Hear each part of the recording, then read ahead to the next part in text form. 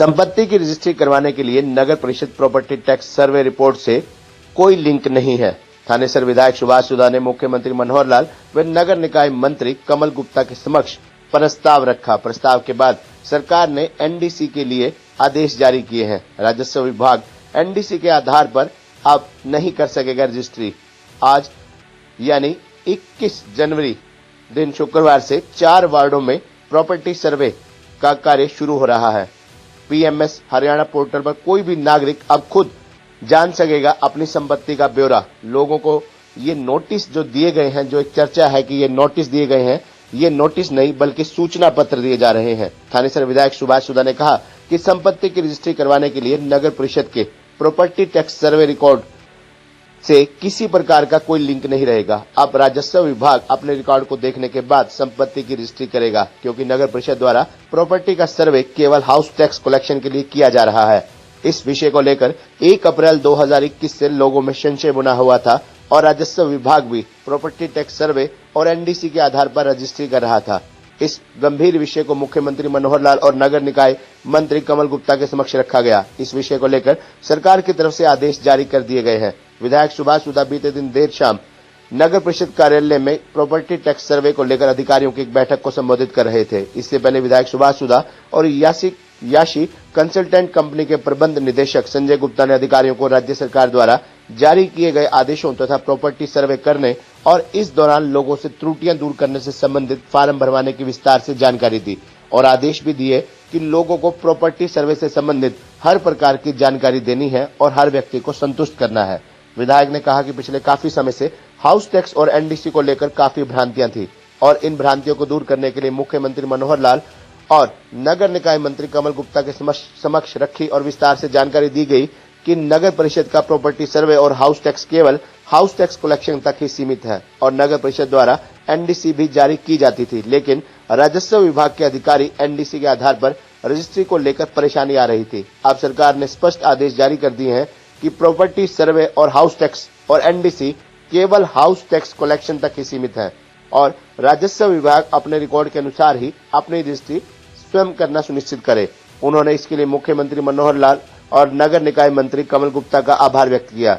वहीं याशी consultancy company के प्रबंध निदेशक संजय गुप्ता ने कहा कि प्रॉपर्टी टैक्स से संबंधित जो भी सर्वे हुआ है, इस सर्वे के लिए जो भी त्रुटियों वाले फार्म सामने आ रहे हैं, इन सभी त्रुटियों को दूर किया जाएगा और ये सरकार द्वारा लोगों को संपत्ति से संबंधित त्रुटियों को दूर करने का अंतिम मौका दिया गया है और इसके लिए कोई भी चार्ज नहीं लिया जाएगा।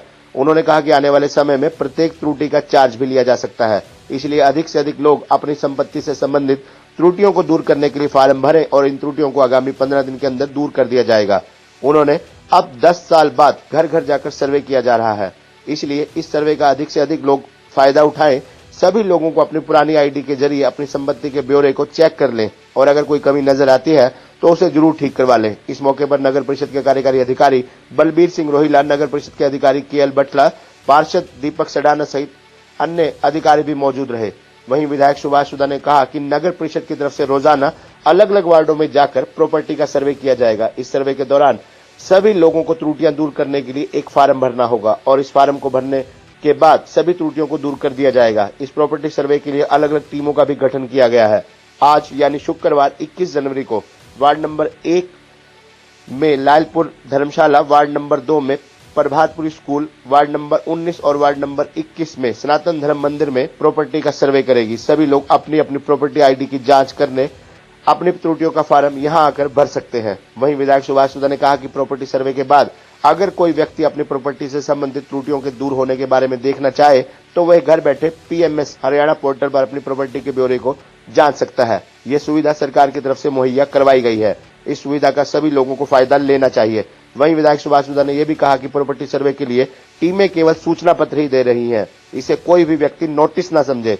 इसके लिए अलग अलग वार्डों में कैंप लगाए जा रहे हैं। इन कैंपों में व्यक्ति प्रॉपर्टी से संबंधित त्रुटियों को दूर करने के लिए केवल फार्म ही भरकर दे और इस फार्म भरने के 15 दिनों के अंदर सभी त्रुटियां दूर कर दी जाएंगी। अगर किसी प्रॉपर्टी में कोई ज्यादा फर्क है तो उस प्रॉपर्टी के लिए टीम प्रॉपर्टी का मुआयना करेगी और उसके बाद उस प्रॉपर्टी के डाटा को ठीक किया जाएगा।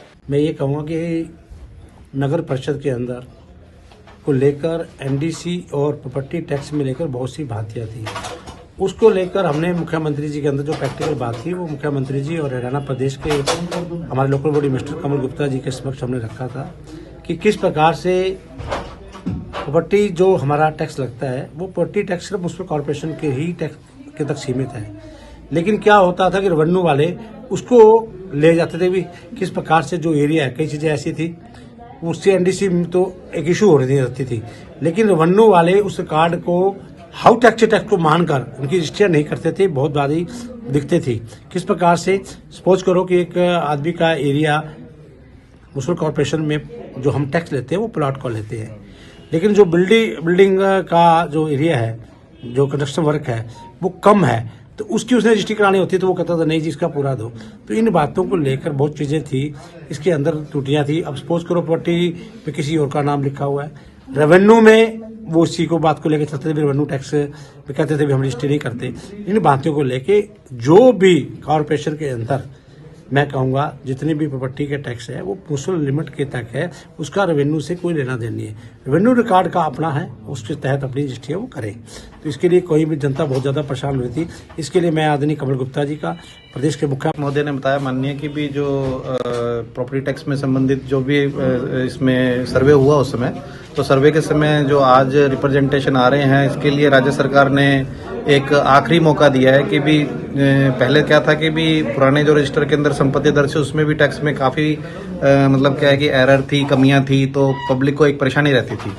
तो अब ये मतलब लगभग 10 साल बाद सर्वे हुआ है, तो सर्वे होने के बाद में राज्य सरकार ने ये इस बार निर्णय लिया कि भी घर घर जाकर के एक बार ये सारी संपत्तियां जिनके भी टैक्स बनाए गए हैं उन सब से एक बार उनको दिखा लिया जाए। दिखाने के बाद में संपत्ति धारक जो भी है वो अगर उसमें कोई भी उसको त्रुटि लगती है कि भी मेरे नाम है, कोई एरिया है या फ्लोर है या कैटेगरी है, अगर उसको लगता है कि इसको सही कराना, और सबसे बड़ी बात है कि भी ओल्ड आईडी का भी मैचिंग इस टैक्स जो अपने रीअसेसमेंट सूचना पत्र दिया जा रहा है घर घर जाके, उसमें ओल्ड आईडी भी दिखाई गई है। मैं ये सभी के निवेदन करना चाहूंगा वो ओल्ड आईडी की मैचिंग जरूर देख लें आप, क्योंकि इस रीअसेसमेंट सूचना पत्र में जो ओल्ड आईडी बताई गई है उसमें आपका जितना भी जो पिछले सालों का एरियर होगा वो अगले वर्ष जो है उसी ओल्ड आईडी के अनुसार ही लग के आएगा। अगर वो ओल्ड आईडी आपने देख करके अगर उसमें कोई कमी है तो उसको भी दुरुस्त करा लें। दुरुस्त कराने की प्रक्रिया बहुत ही आसान है। अगर आप परिषद कार्यालय में या कैंप कार्यालय में आना चाहें तो बहुत अच्छी बात है, वहां भी टीमें बैठी हैं, और घर बैठ के अगर करना चाहें अपने तो भी आपको जो 8 डिजिट के आईडी उस प्रॉपर्टी सूचना पत्र में जो आपको दिया गया। खबरनामा हरियाणा के लिए डॉक्टर राजेश वधवा की रिपोर्ट।